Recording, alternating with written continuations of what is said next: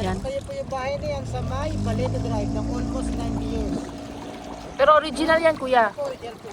Original yan? Dito po yung pwede yung reception o registration area. Ah. Nakuha na sa May.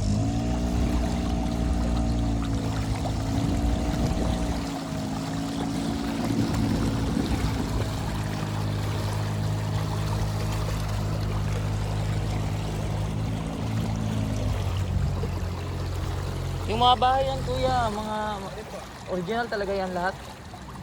Yan dyan. Ito po, 400 hectares na ito mga sasa. 400 hectares. Kasi bang bahay nga po ito, may tatatap po na sa 63 houses na. Mm. 41 doon, mga original ng 22. Combination po yun ng replica at saka archival. Ah, Ngayon po, meron po tayong dalawang bahay na bibisitahin. Yung wow. ating Casa Batangas at saka yung ating Casa Candaba from Pampanga. Mm. Papasukin po natin loob ng bahay.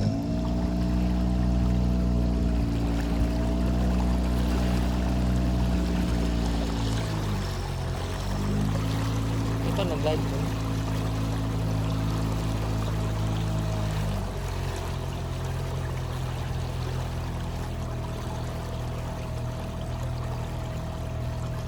Ito po yung walang bahay bibisitahin na. First time ng Tanda na. Anong bahay na yan? San Juan, Batangas. Malalim to, kuya. Ito po kapag high tide, 6 feet ito parte nito. Ah, pero ngayon. Low tide ng 3 to 4 feet lang. Ay, Doon po sa may Old house. malalim, 10 feet sa gitna. malalim pala. Ito po nakuha po yung bahay nito almost 95%. Original pong nailipat dito sa Las Casas. Wow. Kasama na po yung 5%. may-ari. Hindi, Ha? pero mga narawa lang naman. Kala ko yung may-ari dyan. Kaya ko may-ari talaga. Sino bang may-ari niyan? Pagka may-ari po, Don Yelorio, Marasigan, Magtibay. Maraming marasigan sa ano. Opo, sa Batangas. Okay po. Hindi siya tayo magtambayan ko, pero babay po tayo sa bansa. Pupunta sa... pupunta Papasukin sa... na po natin itong bahay. Okay. Bali, dalawang bahay po yung ating bisitahin ngayon. Ito po yung ating unang bahay. Oh, may swimming pool. Gwapo po din yan. Pwede mag-swimming? Pwede po kayo mag-swimming niya kapag sadarentahan niyo po itong ating Casa Balayan, yung kulay puti na yan. Wow! Sadarentahan niyo po yan, meron kayong sariling swimming pool. Ganyan din ba sa dating bahay? Ayan po, dagdag na lang. Kala ko ganun din. Napakayaman yung may-ari na yan. Ito yung 95% Opo, talaga. 95% na pwede po tayo sa loob. Ito pala si Mark. Ito 95%. Karami po ng bahay na nabili niya, ito po yung pinakamataas na original na nabili. Kasama po yung mga original na gamit, andyan po sa mga 1926. 19. Taga doon nilong yung Marasigan dito. Dito daw yung ano, yung kay Jose, yung... Dito po naman natanggal ng mga sapin sa paa. Ah, Bahay po ng lolo ni Dr. Jose Rizal. bahay nila. Casa Binyan po, Alberto Alonso. Yun po halos replica na lang po yung ating Casa Binyan. Kasi po yung iniiba po yung ating Casa Binyan, marami po itong tao ang kumontra, tumutulog kumbaga, nagmili ka sila. Ayaw nila po manigibayin yung Casa Binyan kasi historical daw yun. Kaya hindi sila ito lahat ibain. Ito po yung unang kwarto nila. Yan. Meron po rin sila ng itong lumang telepono. Kaso nasira na siya eh. Matandang telepono. Opo. Pindot pa siya ng gano'n. Ay, pinaka-ano niya na yan. Original pa rin yan. Ito po yung mga sahig. Yung original pa to. Yung mga number po sila. Oh. Ganda yung size. Muna Luma. Opo. Luma. Sino nagsulat niya? Yun po yung may mga number po siya para pa ikinibitin na yun sila malikaw ng magkakakabit. Para sa nagbubuo dyan ng puzzle. Ah, Step by step sila. yun yung sabi eh. Pinasembol na itong Opo, bahay. pinapirasa po siyang ginibado sa San Batangas. Tapos dito sa Las Casas, may itong binuo. Itinayo. Oh, yan. Second floor po tayo. Ngayon po siya, hindi nakasama yan. Meron din ba natutulog dito? Ito po yung ating casa, hindi po siya talaga pinapalitan, pero viewing lang siya. Pero yung dalawang Casa Balayan, yun po ang ginawang hotel ng Muslim po. Kasi para daw po ito ma-preserve kasi nga po, 95% siya original. Ah, yun yung may-ari.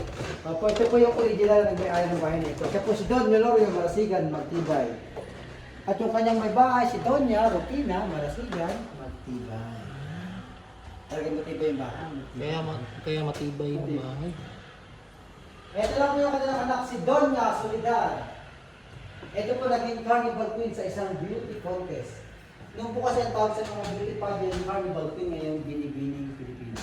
Ah, sumali yan siya? Sumali po siya. Nanalo na na siya? Yun, naging carnival queen siya. Akin daw po yung kanilang isang kwarto. Nung araw po, meron po itong maliit na kagaya kung saan po sila naghihilamos ng araw. Ito. Ito raw po yung kanilang hilamos nung araw. Ayan. Ano sila dyan? Nasa na ng tubig to. May pinakasalamin siya dyan. Ano yan dyan? Hilamusan po nila nung araw daw. Ay, Ito po siya naghihilamos. Sinasi. Yung may-ari po nitong ano. Yung pinaka-kwarto dito. Si Tulita. Ay, sumubok eh. Hello.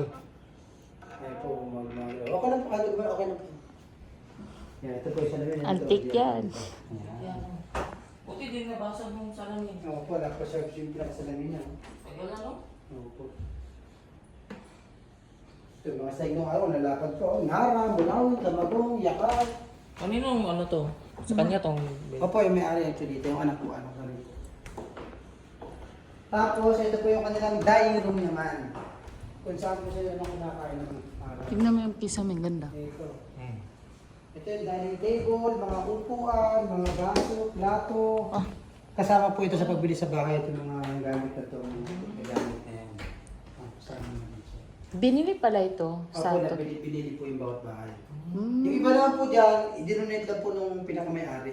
Pero yung iba talagang binili po nung Magkano kayong benta? Saan na po rin yan dati? Opo, kanila rin kasama rin yan dito. Pinaka-chandelier niya.